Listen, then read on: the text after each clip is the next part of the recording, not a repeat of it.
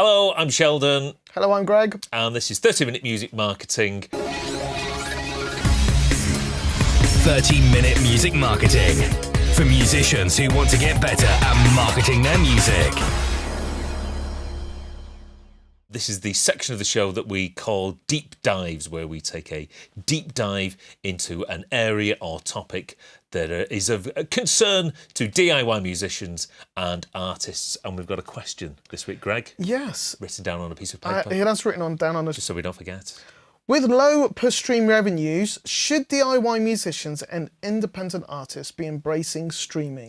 So we've noticed a couple of people online of late who are musicians type something along the lines of, on their social media channels, I'm sick of being paid nothing by Spotify. Spotify don't give me any money for my music, so I'm taking all my music off Spotify, and the only place that you'll be able to get it is by buying it from my website, and you can only stream it or buy it from Bandcamp.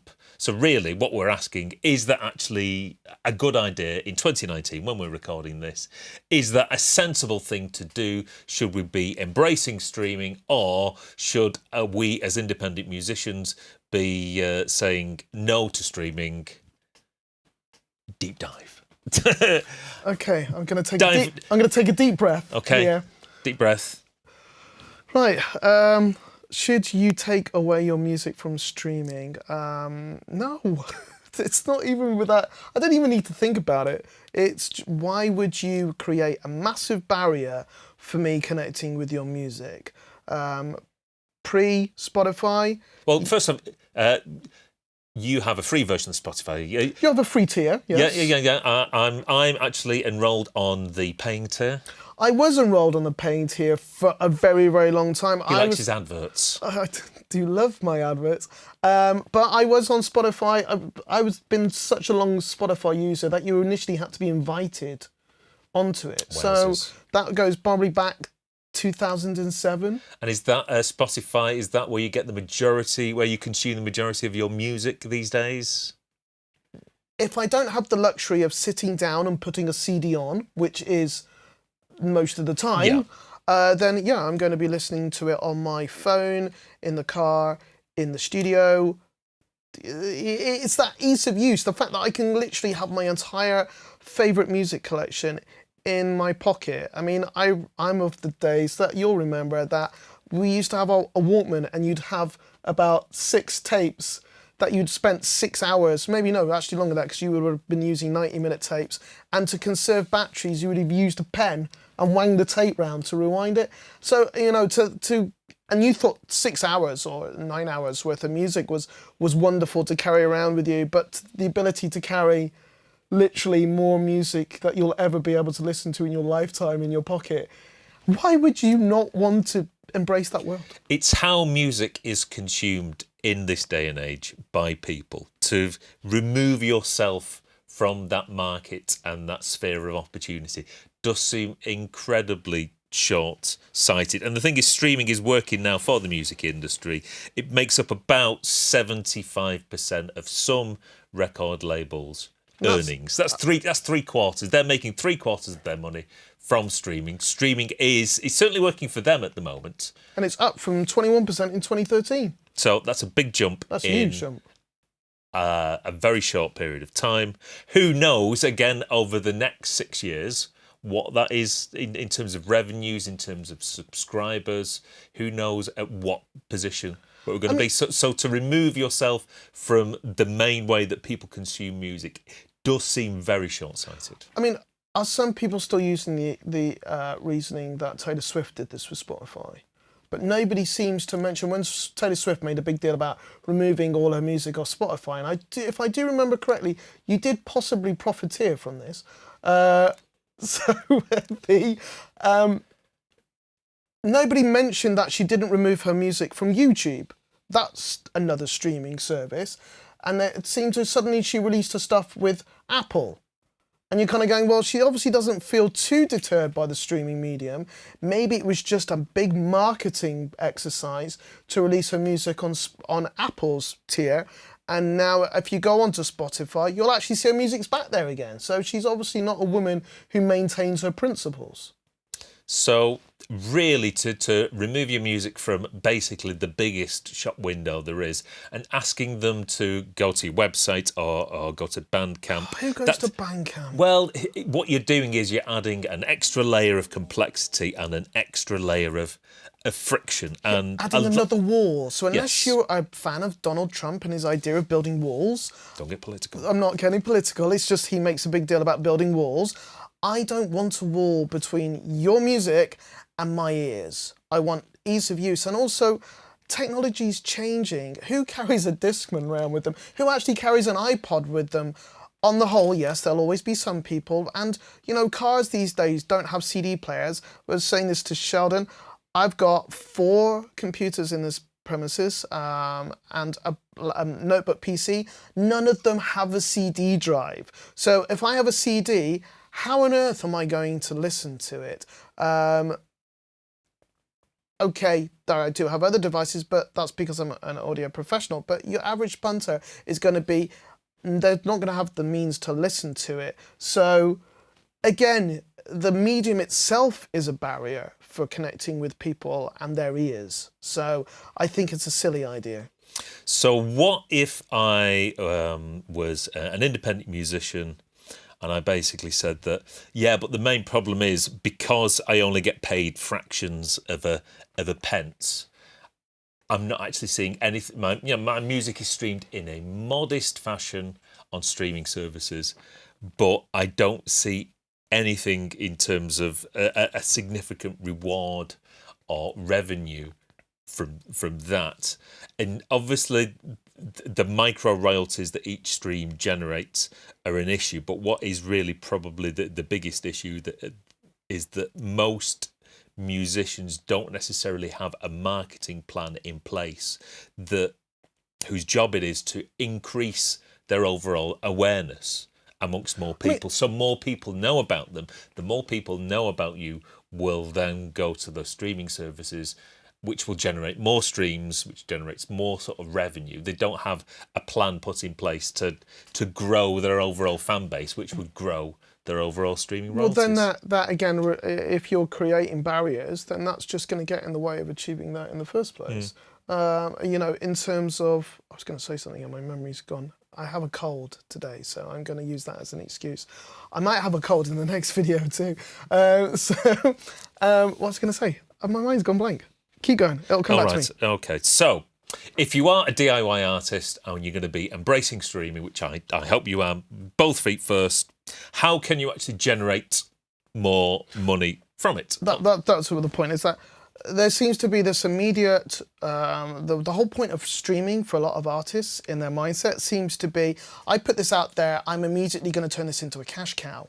And I think that's the wrong idea. Okay, the cost of getting it out there, what is it, about $20? $20 with using something like, who's the company? Well, DistroKid, CD Baby, The Orchard, there are many. Disso Music and many others. We don't promote any of those unless they're going to pay us. And then we'll promote them all you like. The cost of doing that is very, very cheap, which I think is great. But it's that advert. Then now you have a $20 advert that enables people to connect with your music. And if you're looking at things like Instagram and Facebook and stuff like that, the idea is maybe not to be so much a recording artist, but to become an influencer. Entertainer, personal broadcasting is what it's all about. And I like to think of music on streaming services almost as a flyer. It's basically a freebie, a free handout to say, this is me, this is what I can do, this is an entry into my world, come into my world, you'll like this, and you'll like this hopefully so much that at some point in the future you can come to a gig and see it live, where obviously I'll earn a bit of money, or you'll like this so much that at some point you'll buy a t-shirt or some other piece of branded merchandise. It's a free entry level, a bit like when you go to the supermarket and you walk past the cheese counter and you go, oh, would you like a free bit of Red Leicester? And you'll go, oh, Thing free is, Red Leicester. I pretty much take the tray. That's the Well, that is your problem. Less said Yes. about that, the better. So it's what was it? This Homer Simpson said about donuts in that famous Simpsons episode. First they get you hooked, then they jack up the price. But the thing is, I don't mind paying the price if what is being offered is interesting. I'm not going to spend £6 or £10 on a CD, but I'll quite happily spend $40 or £40 on a box set of things, which includes all the bells and whistles. So, you know, I think Trent Reznor's already said this in the past, is that price is not a barrier to your music. Because he's shown many times that he's been able to sell a product that was effectively available in the public domain for free. He was happy to actually put his stuff out on a Creative Commons license to actively promote people to share his records, and you don't want to actually put your music out there in the digital domain other than on Bandcamp. I just find, how on earth is that going to help you?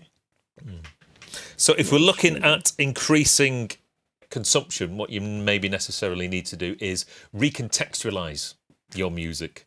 So if you think about it, back in the old days, I used to sell a CD of my music, and it would be a one-off purchase, and I would see no further revenue from people listening to that. The more times people listen to my music online, and the more ways I can get people to listen to it online, the more money I will make. But also, you can determine which tracks are relevant still.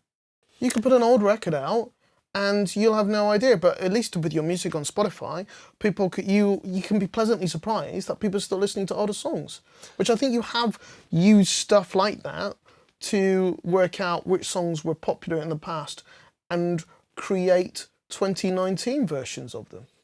Yeah, very much so. But what I was thinking of is in terms of playlist, if you can categorise your music, say if you've got several albums and you can recategorize your music, so you might have a playlist with all your upbeat songs on, or a playlist with all your slow songs on, or your love songs, or your songs that might cover an individual theme. And the more times you can recontextualize and put your music into new forms, new playlists. Do a monthly playlist featuring your music and other people's music. So again, find ways to increase consumption, and then your streaming revenues will subsequently increase.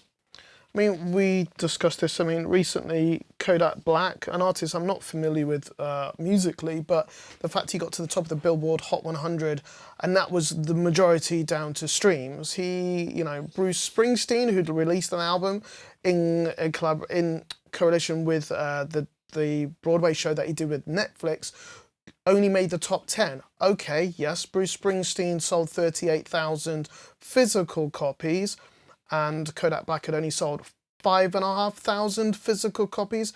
But the streams that I think all of Bruce Springsteen's streams combined of the album were less than the track with the least amount of streams on Kodak Black's album. So Kodak Black had got the equivalent, it got over 1 billion streams, which is equivalent to 89,000 physical sales. I don't know how Spotify work out their streams compared to physical. Maybe we could find that out at some point. But yeah, so he got to the Billboard Top 100 on 94,000 sales, but majority of that came from streaming. And if he decided to kind of go, for a start, who on earth is going to, are you telling me that you're going to create 15,000, 30,000 physical sales? Well, I mean, as in, you're going to go get that amount of CDs made? The cost. Well, yeah, which we haven't even discussed at all. No.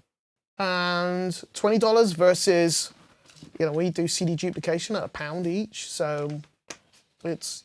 You advertising there? I thought we weren't doing advertising. Oh, well, a little bit.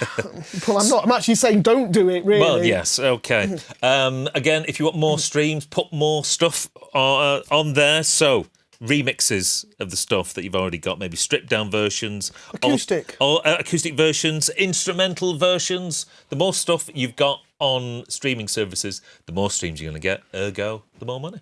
And I only found this out recently, that you get paid after 30 seconds.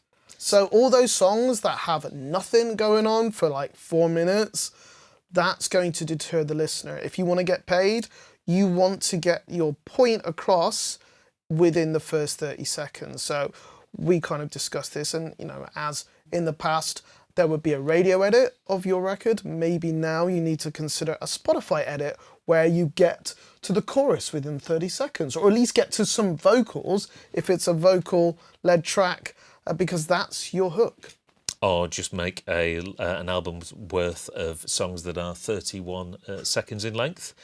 Smash through 99 of those, and you're going to get about 8 times as much in the same amount of time, 8 times as much royalties. Yeah, and I mean, I don't know how true this is, but people basically leaving their playlist on play on the works computers over a weekend. Is that true? Well, I don't know. It is possible, but you're only really cheating yourself. That's a fair point. So streaming is here to stay. It's what people want to do.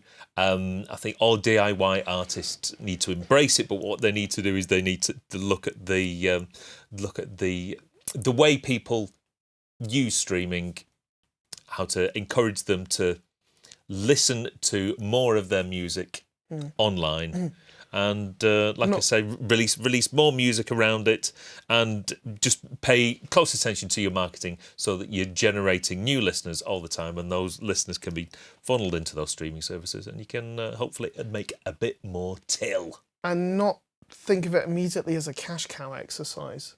I think the idea of just being able to connect with people in a cheap and easy way, it can't do you any wrong.